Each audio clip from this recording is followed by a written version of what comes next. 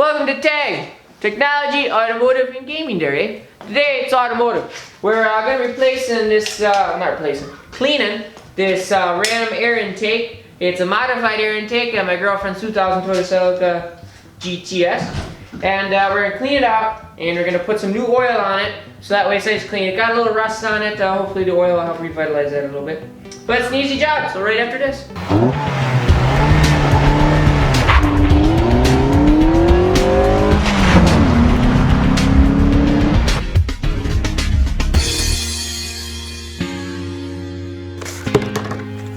How pretty wash. Look at that right there. Whoa!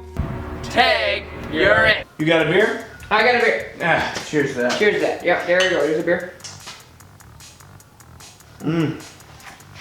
Yeah. So, first thing we gotta do here is we gotta take off this intake. And since we're at it, I thought we might as well buy some mass airflow sensor. And because our RAM air intake is customized with the mass airflow sensor in it, we're gonna clean out the airflow sensor. Just because it makes good sense. First thing we're gonna do is get the air intake off here. So, there we go. That's off. Easy peasy. And we might as well take the mass airflow sensor off too. I might need that. I have a Phillips or a flathead, but I need a Phillips to get the part off there. We'll see. Or I could leave it on, spray it. I'm not sure yet what we're gonna do. So we'll take that. This probably won't come off as easy because I haven't taken it off in 2 years. So, a little looser. Gotta move a lot of stuff out of the way. Oh, she's loosey goosey. Gotta make her come alive. Oh, yeah, dude, that wasn't too bad. Slowly get her out there. Alright, now we gotta disconnect the mass airflow sensor. There's just a little clip right there. There's a little clip and you disconnect her. This is super easy on these Toyota Celica GTS's because you just I'll press on it like a screwdriver. Pry it off. There you go. Smart thinking. There you go. Alright, so we also have with this, because it has a kind of hose that has a sensor on it that goes into the fuse box, so I have no clue what it does. I'll take that off too.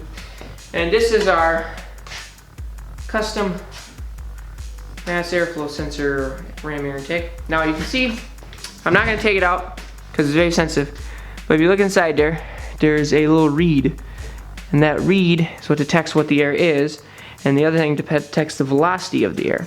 So we're going to clean out that reed, but you know, really it's super clean. We're going to do it anyways because I already bought the airflow sensor.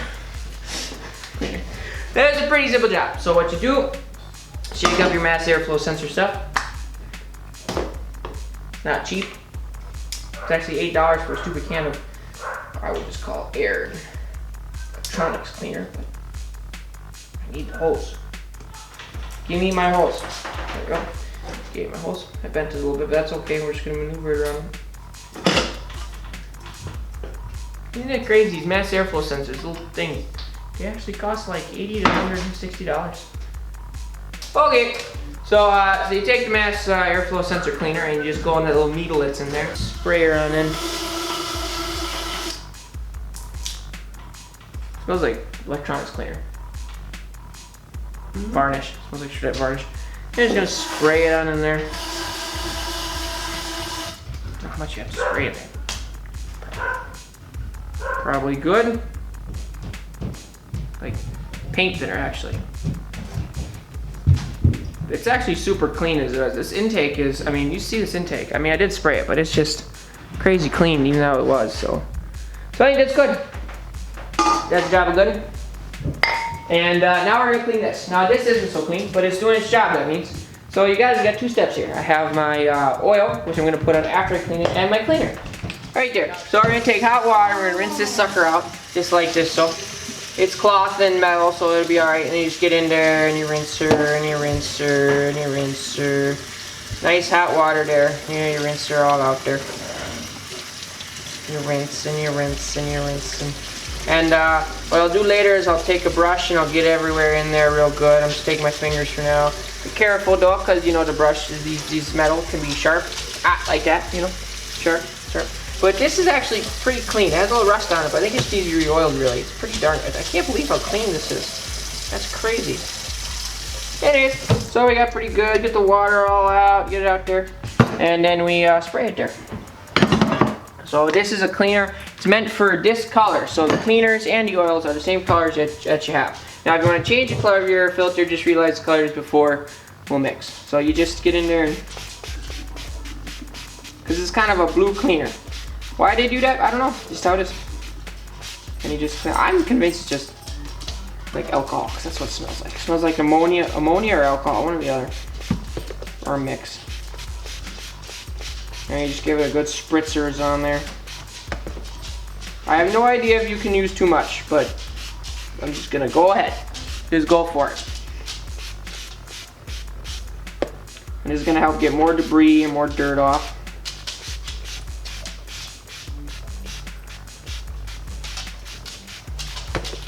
Okay, and then now we just spray. I think we got a good coating on it. There we go. We're just gonna let that sit. Let it sit for about 10 minutes, and we'll come back, clean it off. Then you gotta let it dry throughout the night, and we'll show you back there when we spray it back on. Right there, so it's been 10 minutes since we sprayed the thing, and we're gonna let this clean out. Now, I'm gonna be honest, I'm not getting a whole lot of dirt out of this. So I'm assuming that because our air intake was so clean too, that a lot of this problem with the rust, just not enough oil. Not because it was dirty, we just didn't have enough oil. But normally you let this sit out overnight and get rid of all the water and let it dry. Think it'll be dry by in the morning? Put the heater on in the garage. Yeah, put the heater next to it. There you go, that's what we'll do. We don't have to do it. We're just gonna be late, we'll have some beers. Yeah. Do it in the morning. I like that plan. Alrighty. Alright, so I think she's sufficiently cleared out. You know, it's actually, this is a super clean air filter. Yeah. Move that there. You can see, look at that, that's really clean. It just got some rust and some dents. I mean, it rubs against the car. We haven't had mountings on our thing, so, and we know that eventually we'll have to replace this because of the dents. And that's just how it is. Maybe someday I'll put mountains on it, but for now it's good enough, and it's, yeah, we'll just dry out there. Yeah, let's go do it. Let's go get ready to dry.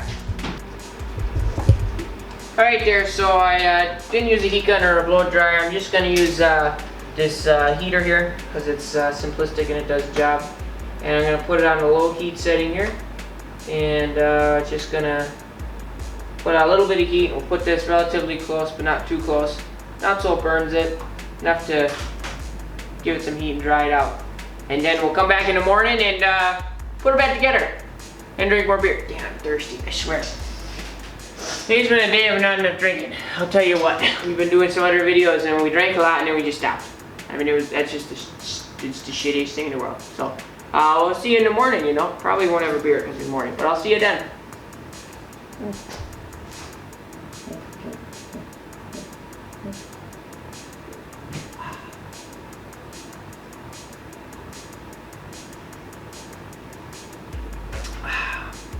Nice frosty beverage, you know. Okay.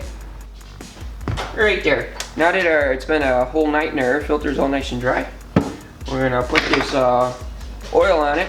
And I am not a fan of the squeeze bottle. It's hard to get into the pleats and it has too much.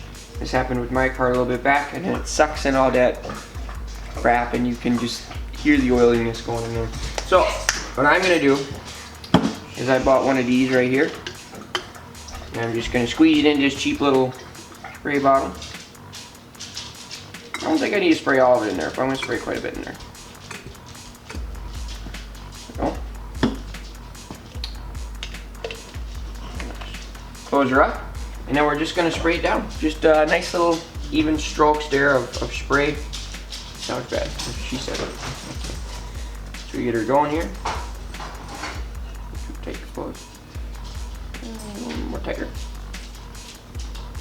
A little tighter. A little tighter. It does not like to spray out, so I don't know how much better this is than the other way. But at least I'm getting the oil on it. I was hoping to get a nice even spray, but it's not as even as I wanted. But we're still getting it all soaked up, getting those beads, getting it all done there. The oil up in there. right the sides the best you can. Get it nice and soaked. This is a little more accurate than that stupid squeeze bottle, but it works. You can squeeze the squeeze bottle, just know you're gonna have a lot of access. And I found that extremely annoying. I want to get those rusted areas really good because they're the ones that probably need the most oil. Probably getting a lot of the rainwater and stuff in there. Alright, that looks good. Then we got to get the inside cone there, spray up in there, and that one's a lot harder, but you just do what you can. You put oil on the air filter here because the oil helps capture all your dust and debris by kind of clinging to it. So, and it lasts for, you know, basically a year. They say about 30 to 50,000 miles, but I try to do it every year, every other year at least. Because, you know, weather is, especially here in the Wisconsin day, it's terrible. So I'm looking around, just looking for spots that might need a little more. Running out a little bit, so I think we got her pretty good. She looks pretty well soaked in. Got some excess here, as you can see, all around the silvery parts. So I'm going to take a washcloth and I'm just going to wipe all the excess off. Just wipe it off there. It has to come off, and it doesn't all come off, it's no big deal. It's not going to hurt it. It's just unaesthetically pleasing. You know, you want aesthetically pleasing stuff. It's quite simple. It's not a hard job, but it definitely will save your engine a lot of guff. And obviously this filter works real well because we saw the inside of that mass airflow sensor there, and that was clean as clean could be. So it's doing its job real well. Alright, let's go back outside and let's put it back together, Derry. Alrighty, Derry. So I got my oil filter on the floor there and a paper towel just in case it leaks. And I'm going to plug all this back in. So to get all this plugged back in, you have your mass airflow sensor, which I would suggest you plug in once it's in there, just so you know exactly where it goes. And we have this hose here, which I'm going to plug in right away, that goes into there. That hose connects to the ECU. Still don't know what it does, but it has to go in there. So we'll put it in there. And then we'll make sure the sensor's right there. Naggle this back in where it goes. Okay, so naggle. Take our mass airflow sensor and plug it in. There we go, it's plugged in. And she goes there. I'm going to loosely put this down because I'm going to adjust where I need this because this isn't mounted down. I don't have it mounted down when I should get it mounted down, but I don't have it. So loosely tighten her. There we go, it's loose. Then we'll take our filter here. Put it around like so.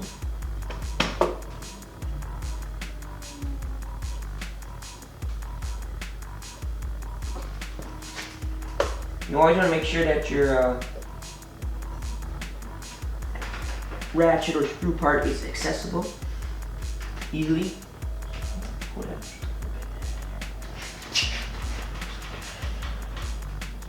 we go. So and then we'll screw this down now. Down tight.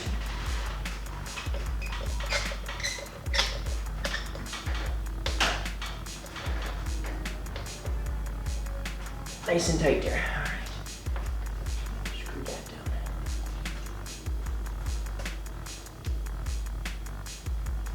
Nice and tight there.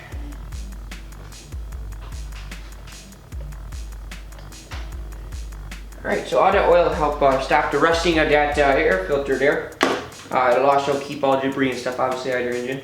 As we saw, the mass airflow sensor is really good. The downside with these, I might have to later on clean the mass airflow sensor again there, because the oil might suck up and get into it.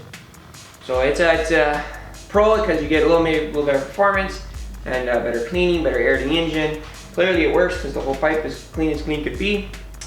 It's a con because I might have to clean it out again.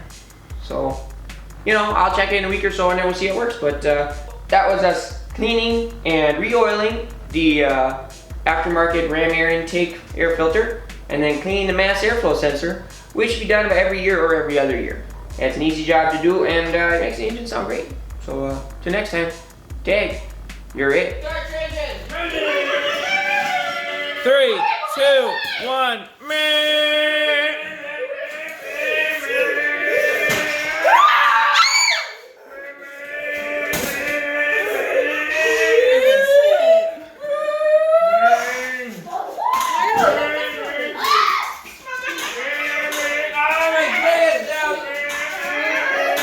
Brain's in the lead. He's going for his 5th lap. Brain's in the lead.